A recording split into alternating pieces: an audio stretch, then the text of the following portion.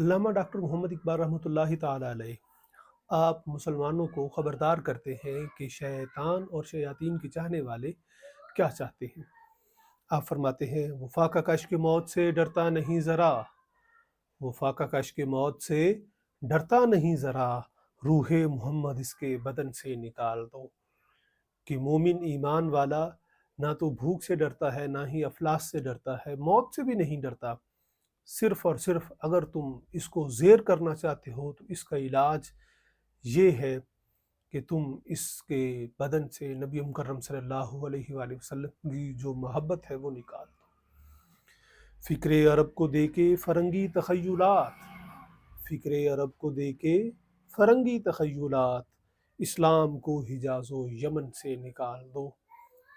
کہ اہلیان عرب جو اسلام کے دائی رہے ان کو یورپ کا دل دادہ بناؤ، اور اس طرح سے تم حجاز مقدس اور یمن سے اسلام کو ختم کر سکتے ہو۔ افغانیوں کی غیرت دین کا ہے یہ علاج، افغانیوں کی غیرت دین کا ہے یہ علاج، ملا کو ان کے کوہ دمن سے نکال دو۔ کہ افغانستان کے باشندے جو غیرت ایمانی رکھتے ہیں، اگر ان سے وہ ایمانی غیرت چھیننا چاہتے ہو تو وہاں سے جو اسلام کے مبلغین ہیں ان کو ختم کر دو۔ اہل حرم سے ان کی روایات چھین لو، اہل حرم سے ان کی روایات چھین لو، آہو کو مرغزار ختن سے نکال دو، آہو کو مرغزار ختن سے نکال دو۔